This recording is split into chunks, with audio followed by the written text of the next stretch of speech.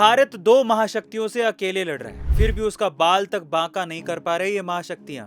कौन सी है ये महाशक्तियां और क्या है असली मामला, हम आपको बताते हैं। देखिए, अपनी ताकत का असली अंदाजा मुसीबत में ही लगता है। भारत को भी ये बात अच्छी तरह से समझ आ चुकी है, तभी तो चीन और अमेरिका जैसी दो महाशक्तियों से अकेले मुकाबला करके भी वो शान से खड़ा है। पिछले दिनों चीन ने भारत के कारोबार को नुकसान पहुंचाने के लिए तमाम जरूरी खनिजों और उपकरणों का निर्यात बंद कर दिया था, और अमेरिका ने हमारे निर्यात को नुकसान पहुंचाने के लिए मोट टैरिफ लगा दिया। लेकिन भारतीय कारोबार के जो आंकड़े अब सामने आए हैं वो इन दोनों महाशक्तियों को आईना दिखाने के लिए काफी हैं। HSBC इंडिया ने अपनी रिपोर्ट में बताया कि भारत के मैन्युफैक्चरिंग सेक्टर की ग्रोथ रेट जुलाई में और मजबूत होकर 16 महीने के उच्चतम स्तर पर पहुंच गई है। घरेलू बाजार सहित दुनिया भर से बढ़ती डिमांड की वजह से जुलाई में मैन्युफैक्चरिंग PMI 59.1 पर पहुंच गया, जो पिछले 16 महीने का हाई लेवल है। जुलाई में भारतीय मैन्युफैक्चरिंग सेक्टर पर लागत का दबाव और बढ़ गया था। एल्यूमिनियम, चमड़ा, रबड़ और इस्पात की कीमतों में बढ़ोतरी की खबरों के बीच कच्चे माल की औसत लागत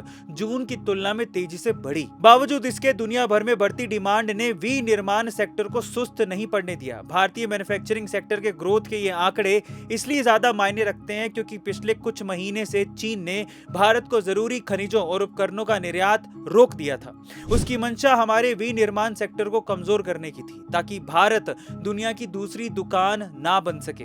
लेकिन चीन की ये मंशा फेल हो गई और हमारी मैन्युफैक्चरिंग ग्रोथ और तेज हो गई है। गाइस, आपको हमारी भारत की ग्रोथ के बारे में क्या कहना है, कमेंट सेक्शन में जरूर लिखिएगा। और ऐसे अमेजिंग वीडियोस के लिए सब्सक्राइब करना मत भूलिएगा। मिलते हैं अगली वीडियो।